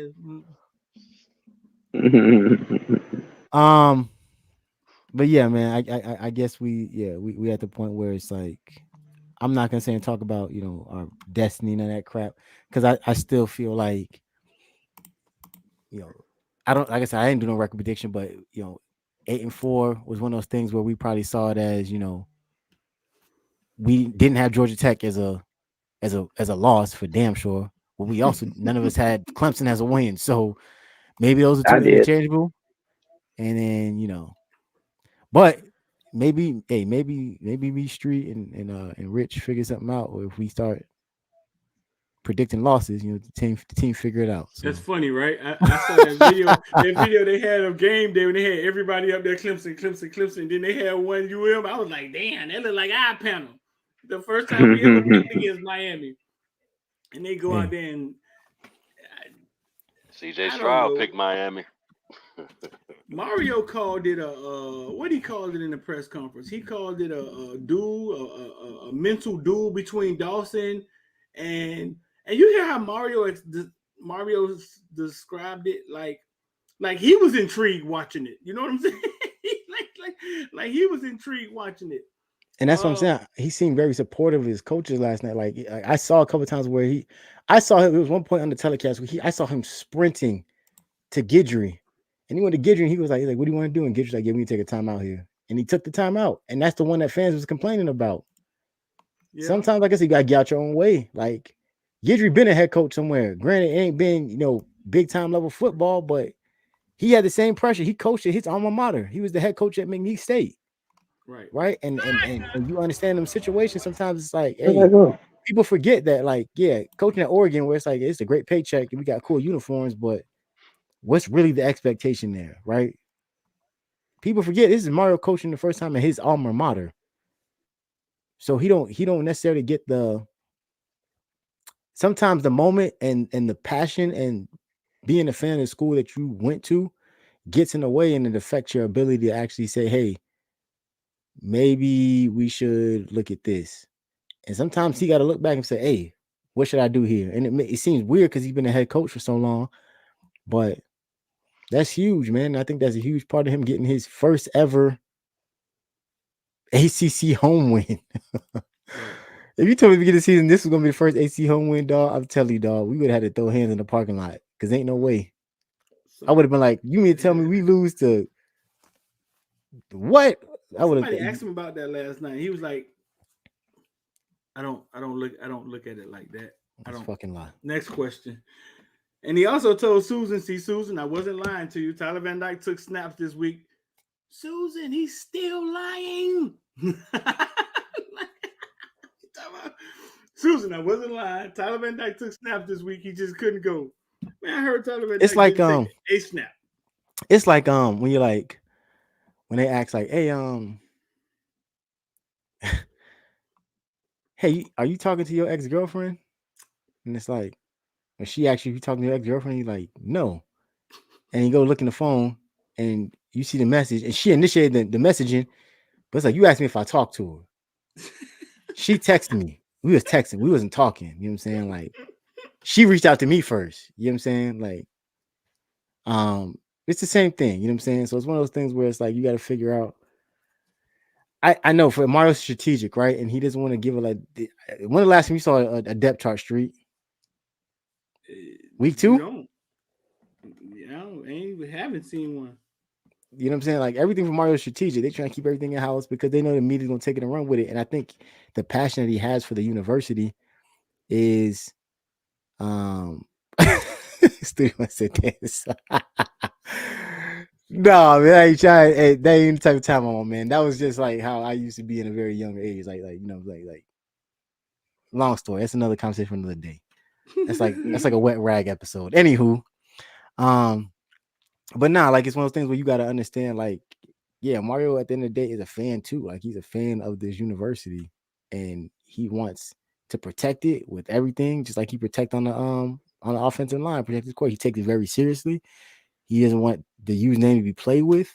I don't think there's really anyone in that building that takes a loss harder than him, because he got to go out there in front of that same media and defend his actions. Like I said, if this didn't work last night, boy, it was finna get very dark for my and it still let him off the hook, because that play call by no means was comforting for anybody.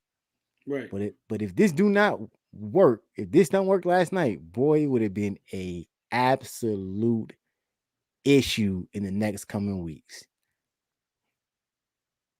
So. Yeah.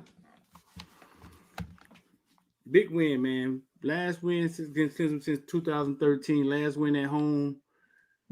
I don't goddamn since 1956 football didn't have face masks. Yeah.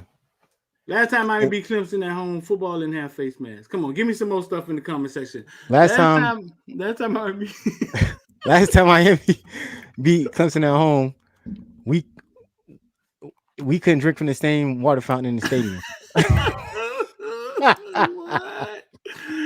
Oh no! What? When did King die? Is Martin Luther King alive the last time he beat Clemson at home? I think he was marching. He was marching the last time he beat Clemson at home. 1956. When did King die? 19 what? 60 something. I'm pretty sure.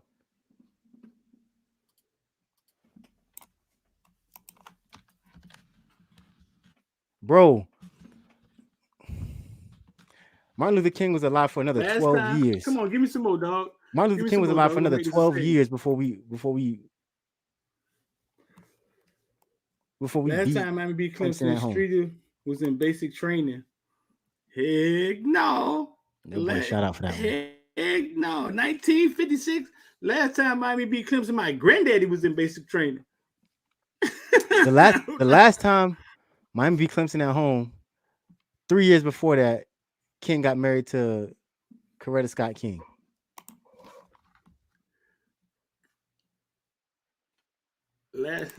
What that would say?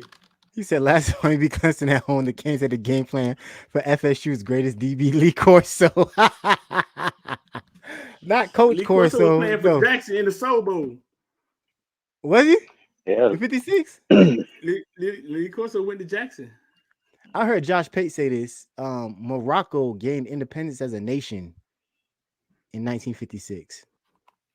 Last time Miami beat Clemson, Elvis Presley dropped his first hit single, "Heartbreak." For real? Yeah. Yeah. He said last time we beat Clemson, people rode on horses to games. He said last time because he had to sit outside on the grass. Last time Miami beat Clemson. Oh shit! The first hard disk was created by IBM. In 1956? Yeah. Have we sent a man into space in 1956 yet? Honest question. 1956, the last time Miami beat Clemson, rock and roll dance craze sweeps the world. That is insane. Now that's crazy, dog. That's crazy. He said last time we beat them at home, we hadn't been at them on the moon yet. Bro, last time we beat Clemson at home, Kennedy was alive, right? Was Kennedy alive?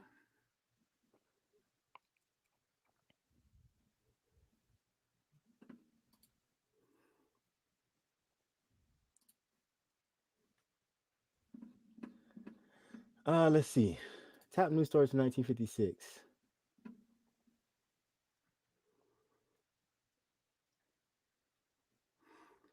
In 1956. In 1956, Israel attacked Egypt.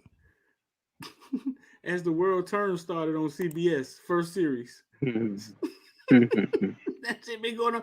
Dog, that shit been on since 1956? In 1956, Authoring Lucy, the first black student at the University of Alabama, is suspended after riots. Look at Carlos Walker, fifth grade teacher in here, want to get down our throat. Y'all don't know when Martin Luther King died.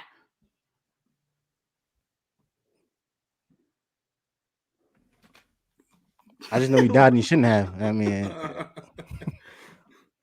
I forgot half the stuff they taught us in the textbook. Same people who told us Christopher Columbus discovered America, dog.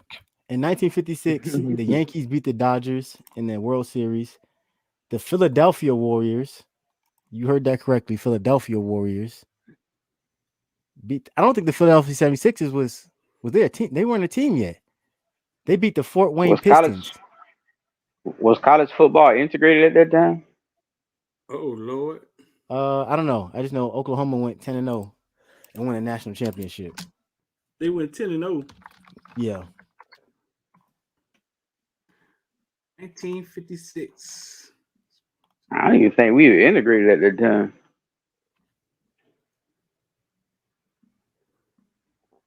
No, we weren't. I said that. I said segregation was still a thing. Segregation didn't happen to the 60s. That's why I was laughing when someone said we had to sit outside in the grass.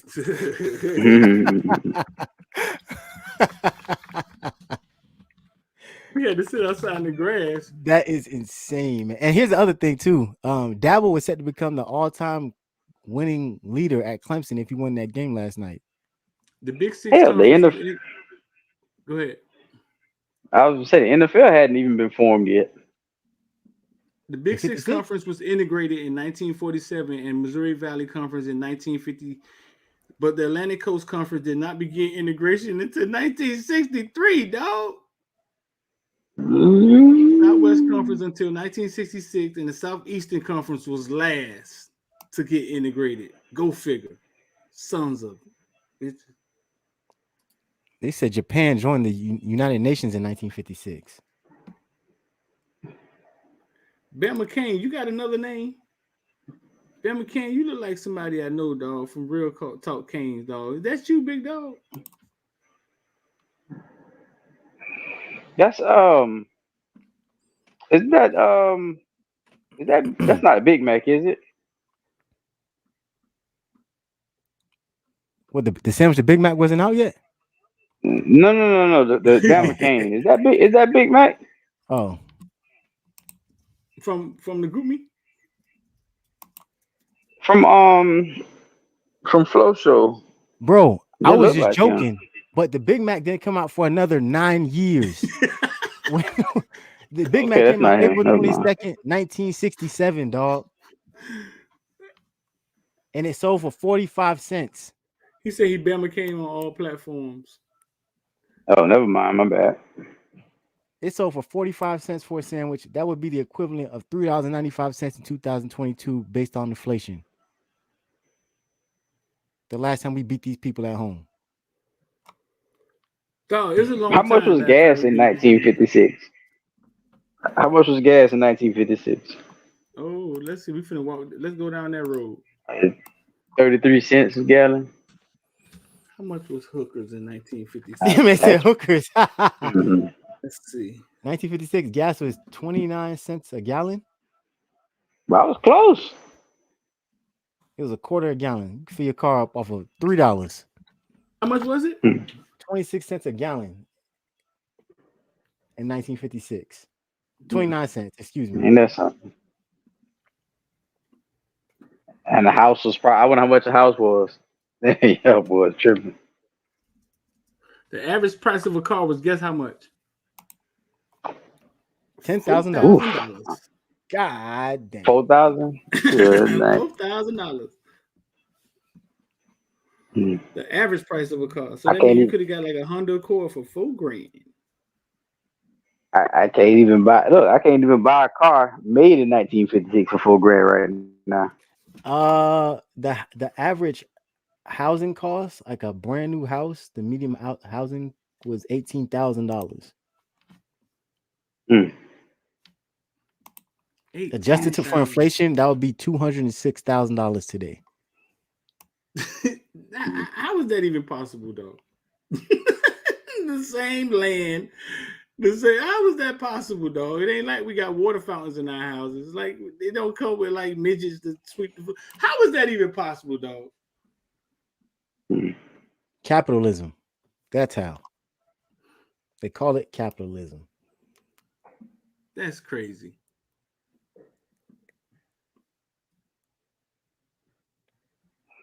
Dang, why I got? Look, I'm telling you, why me? What do you say? Oh, boy, the last time I had KB graduated from high school, it was his graduation gift. Hell no. Alaska wasn't even a state in 1956. Oh wow. We hadn't paid them. Oh, how much did we buy Alaska for? How many cents an acre we bought Alaska for? But it was like, oh, what was it like? Something cents an acre. I can't remember. Fidel Castro wasn't in. His regime hadn't started in Cuba the last time we beat Clemson at home. He hadn't even got started yet? No.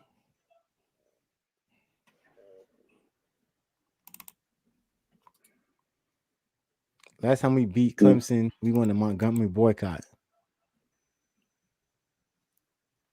Montgomery bus boycott, where all the black people stopped riding the bus and just walked everywhere, and it almost bankrupted the bus companies.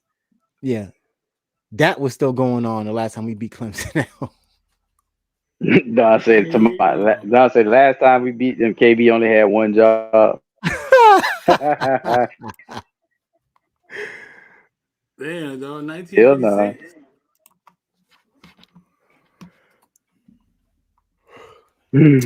So listen, yeah, boy, it's before we crazy. get up out of here, dog. Before we get up out of here, what would y'all rather have? The Georgia Tech win back and the Clemson loss, or the Clemson win and the Georgia Tech loss? Let me know in the comment section. What? The same two evils. And I don't think any fan though would sit here and say they would take a Clemson loss over a Georgia Tech win, because I don't think this team is. I don't think this team, and I've said this before, I don't think this team's in a position to really compete for any big New Year's Six bowls or anything like that yet. Like, if this team finishes 8-4, I'm good with that. Anything up higher than that, I said that on the I think our last show. I'm good with that. So you would rather have it the way it is right now? Yeah, because I don't think this team is in a position like once again, I'm telling y'all that I think sometimes Mario passion getting away, right? I think he wanted to see this program be successful. I stand on this. I really do. He think he wanted to get John Chaney 100 yards, and we ain't got no report yet. We hearing rumblings that Don Chaney got carted out last night. We know he's been through it, and I think Mario loves him and the program enough to be like, man, I want to see you. He got 100 yards. It's just one of the most controversial fumbles in probably college football history. He got carted off last night. I saw him limp off. I saw him limp off too, and then they put AJ Allen before AJ Allen scored. I didn't think it was that serious, but this thing is lining up for Brashard to turn into Marshall Faulk, boy. Do you want that? It's lining up. Well, it's the new Do wave. you want that? Is what I'm It's the asking. new wave. Debo Samuel, line it up. Do I want it? I think it gives us a threat that'll help anybody out. Tyler, that man is a problem, man. He almost got loose again on him. And it might be the best option for him because you can see he's not getting the ball at receiver. So it Yeah. might be his best option. Sometimes you got to go around what the head coach is doing to make yourself successful. So Yeah. And last one, dog. You saw Tennessee coach? They asked him about the refereeing, and he just sat up there and hit on the table like this. No. Was that long enough silence? Next question. Do you think live betting in the U.S., man, is altering these games, bro? Absolutely. I mean, illegal betting. Every time I come out here and praise a quarterback and say that he's good, whether it was Tyler, Caleb Williams, Michael Penix, the next week I do that, after they have a monster game, they go shit the bed. I'm on a 3-week streak. I'm not even bullshitting.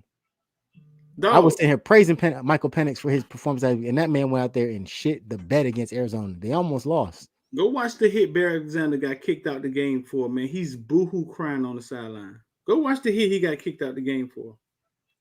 Me and Twan was in the end zone when that dude, last night. Me and Twan was in the end zone when that guy got sacked for the safety, right? Why do you think he was crying?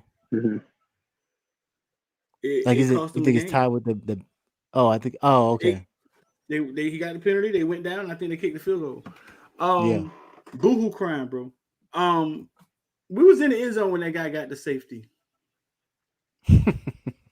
Every week I'm trying to realize that I know nothing about football, bro. I had like. Oh, we got to talk about this. So I'm walking through the tunnel and I see one of those refs that holds the line thing. But they're real refs. The refs that hold the line thing in the ACC are like real high school line judges. Yeah. The line judges. I say, listen, like, what are they trying to say? And he said, man, I think what they're trying to say is his momentum took him into the end zone. The momentum from what? Nobody hit him. Right. he dropped back. Did they call that? Did they call that snapping shotgun? Bro, he just ran in the end zone and got ankle tackled. What I'm saying is, was that called in shotgun? Like, was he in shotgun when he took the snap? He wasn't under center. Was he? I don't know, but that was the worst call than the Georgia Tech fumble, because the Georgia Tech fumble, I could see that it's close. I could see that. You know what I'm saying? That's when you need to catch with the steals. But that was BS, because what happens if he keeps his balance and throws the ball? You're not gonna say he was down, and it's where the ball is spotted once you're down.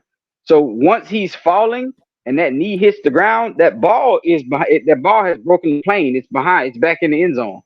Facts. So there's no way you can get around calling that safety. Even if you say his momentum took him back, that's fine. When his knee or whatever hit the ground first, where was the ball when the knee hit?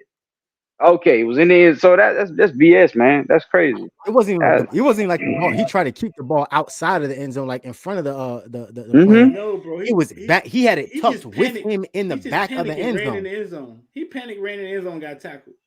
Why do you think they hate calling safety so much?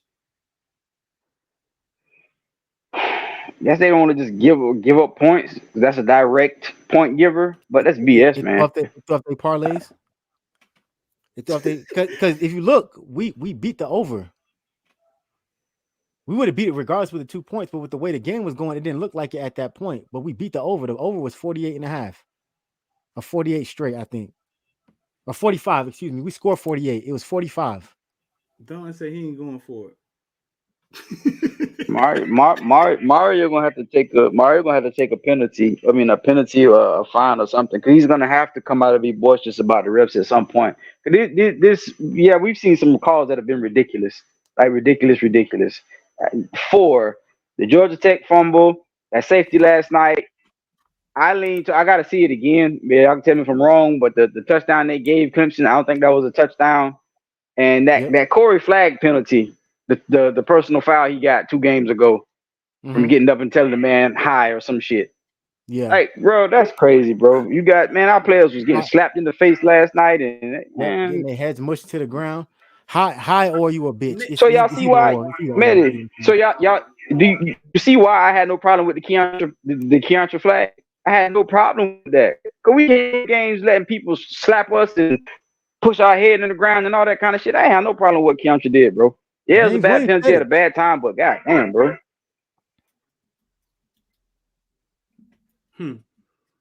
So they gave Flag a penalty for doing what? He hit the guy against Georgia Tech. It was a sack or whatever the hell it was. He got up, and on his way up, you could see him pause for a second and then just go up. He might have said whatever. I said that motherfucker probably just said hi. That's how quick it was. And they threw the personal foul. We had them backed up like we was gonna get another safety, bro. And they threw the flag. I was like, "Are you kidding me, bro? That's that." Here, go right here. After the pick, what? Jacoby go make the tackle, and this dude he mushed his face to the ground. Look at that. And James said, Man, let 20. James said, let 20 do something. So you're not supposed to huh? Street, that's almost you kicked out the game for that, bro. That's ridiculous. Like conduct. That's in sportsmanlike conduct. It's 2 refs right there. And Wiggins all night it was a point where I saw the ref just like literally verbalizing, hey, stop. Because he was talking crazy to Jacoby when Jacoby dropped that pass. He was talking crazy to Jacoby, and I was like, let that have been Miami. It's over with. What? Mario got to make some noise. We saw when Marinoa hit what's called, it was 3rd and long, and Marinoa hit Connor Whiteman in the A&M game. Normally when a play's blown dead, the refs run out there and they wave it off. Hey, they let the play keep going after they blew the whistle dead, and then the dude got hit. And then they throw a flag, and it was a penalty that was on A&M, and it would have made it 4th down and forever.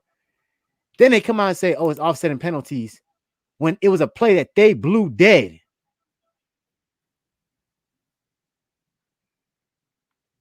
I don't know, Street. That's one of the questions you need to bring to his attention in the press conference, bro. They was throwing shit at the refs. Them fans was the we were right in the end zone when they started throwing stuff at the refs. Good. I was going to ask Mario last night, like, did he get an explanation? Like, did he get an explanation for the safety? Like did they give him an explanation?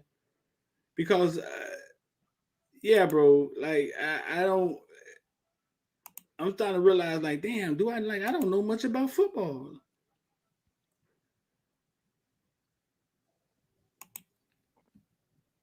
Some of these calls like that they make.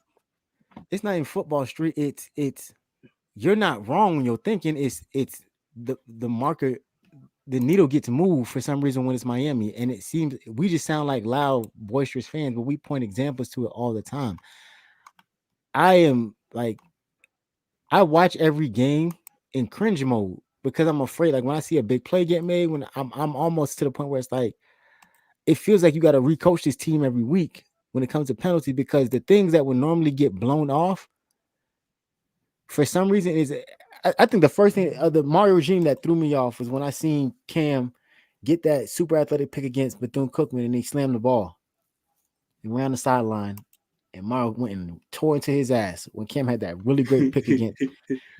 And I was like, I could watch the rest of college football and that would never be a penalty. It would never be a penalty.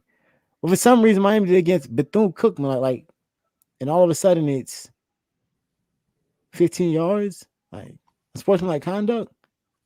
You excited, you get up, you make a play, a super athletic play on the ball. That at the time, Tyreek was trying to make, and you just kind of undercut it, and that's a super athletic play, man. Let people play the game, and then it's like if I watch that on 130 other FBS teams, it's not a penalty. But it seems, I don't know. I'm not going to say conspiracy. I'm not going to say we're getting targeted. I'm just saying it's very funny how inconsistent. And I think, and shout out to Kane's Twitter, KB, all these people who pointed out, because even James is like, we see the writing on the wall. It's like y'all trying to hold us back. Like this seems egregious. And I think that what's called was the most telling thing. The Georgia Tech game. That was probably the crescendo to everything, where it's like, come on, dog, what are we doing? And I thought against North Carolina it got a little bit better because they definitely had the penalty advantage. But then this week, just watching that safety play, it's like y'all find new ways to fuck us every week. Safety play was disgusting, dog. Like I don't know what more I need to see a safety.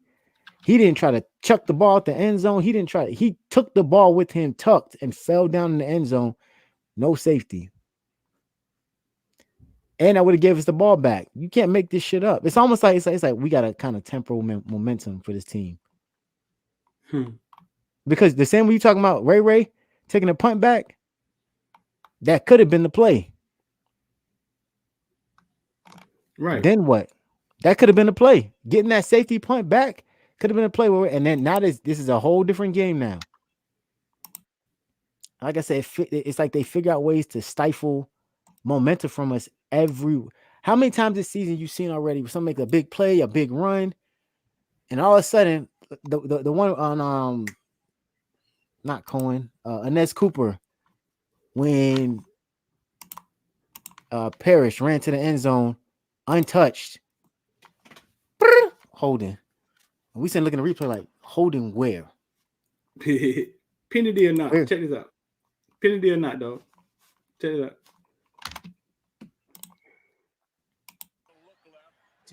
Against Wiggins, and it's incomplete. But listen, that's fine. It's an opportunity what is outside. Going on? Look at the ref looking at him, telling him like, dog, hey, you need to shut it down, dog. Like, hey, what's going on? Then pushed him after the play.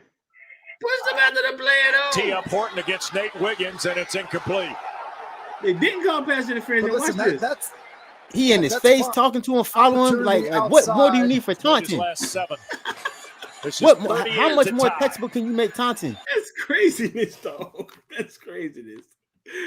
Dog, right in the ref face, fool. But they got to learn to sell those calls. When he pushed me, I would have ran all the way to the back and hit that wall. I said this too. This is a good point from Rated R. I said this too. I wholeheartedly believe, it is entertainment. But I think they keep putting Miami on prime time. This is two unranked teams. And we was on prime time, and Duke and Florida State played each other. What? I think this is also, I personally feel like this is almost an opportunity to basically show us on a prime time getting our shit pushed in. Yeah. The desk was there. No, I don't know if it's a desk at Florida State game too. Also, I don't know. You know what I'm saying? No, absolutely not. That shit. The ACC desk was there again. Against two unranked teams with an 8-4 combined record. No, let's get out of here and let these people go watch NFL football. Last question. Kobe Young has to come back next year? Yeah. Does? He'll get drafted if he leaves, but it's going to be low. Does he have to come back in the comment section? Matty, you think he has to come back? Not if Jeremiah shows up. Because it's going to be the same thing as hey, shout out to Jaden Wayne, by the way. I don't know what happened with Jaden Wayne. Sorry to divert, but it seemed like Jaden Wayne and Mario were on the same page last night. It wasn't? I guess he said someone said that he and Dap, when they was running in the locker room, he and Dap Mario up. He just ran right past him. Could be somebody looking too much into it. He could be upset that, this guy I've recruited since 8th grade can't get on the field, but it's like, you beating Bane out?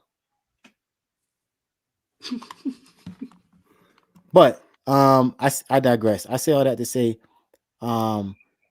if Jeremiah Smith shows up,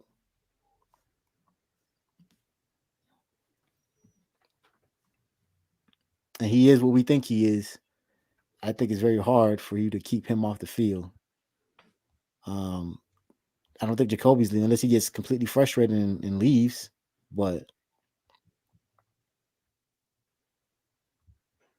I would love for him to come back. Don't get me wrong. I think he still has another level to reach. I really do. I think he hasn't scratched the surface yet of what he can be. So you think he goes? Who? Kobe, you think he gone? I think he's gone if he can't, if Jeremiah shows up and Jeremiah takes his spot. Bro, I don't think that's gonna happen. I think we being a little too wishful with that one, bro. That man is 6'5" and he's on his way up. It never has to be either or. You know what I'm saying? It's like we were saying with the people arguing us over X and Brashad. It's not an either or thing. They're receivers. They all can hit the field. They all can hit the field at the same time. They all can get targets. They all can get catches. So as long as you got an OC that makes sense, it'll never have to be either or. So we the more just talent, the argue better. We just argue. You just made the point that Brashard might not be able to see the field as a receiver due to the fact that X is there. You know what I'm saying? Like, and then you still got Ray. You still got a Robbie waiting in the wings. So, but that's still not. It's not the Rashard not seeing the field hasn't anything to do with X. It has what to do with the OC. The OC got to get his shit together. So now you're seeing ways to use them. You know what I'm saying? So it's the same. It's the same thing. You're gonna have packages where I can put Jeremiah on one side and Young on the other. You just have to use your bodies, right? Like we always talk about. There's a misuse of the roster sometimes. So, sure. But yeah, I think Young still got another level. I would like to see him stay, but I just stand on that. If who he is, yeah, and you just got to figure out how to put the best guys on the field. I don't think the OC does a good job of doing that. Clearly, I ain't give Shannon the smoke I wanted to today. So I'm can't live in the moment, but you're not telling me that Emory Williams gave this team the best chance to win with the play calls you made. I'm not buying that. But that's another conversation for another day, maybe on Crib Talk. All right, man. Let's get up out of here, man. Appreciate y'all. Make sure y'all like, man, hit the comment section. Anything y'all got to say it in the comment section, bro. We read the comments, man. Make sure you subscribe before you get out of here, bro. Miami get a win 28-20 in an ugly, weird game that I don't know. Clemson hit a wall or started marking time or something. I don't know what the hell Clemson did. You know what I'm saying? 5-2, right? 5-2. 5-2. We have matched last year's win total. Oh, damn. The bar's being raised. One more to get to a bowl, dog. That's it. Just win one more game, get to a bowl game, man. And I would call this season a not remarkable difference. You call it a what? Significant difference from last year. The bar is definitely being raised, dog. But man, we appreciate y'all, man. Hit the like button, share, and we out of here. See y'all this week, bro. All right. Peace.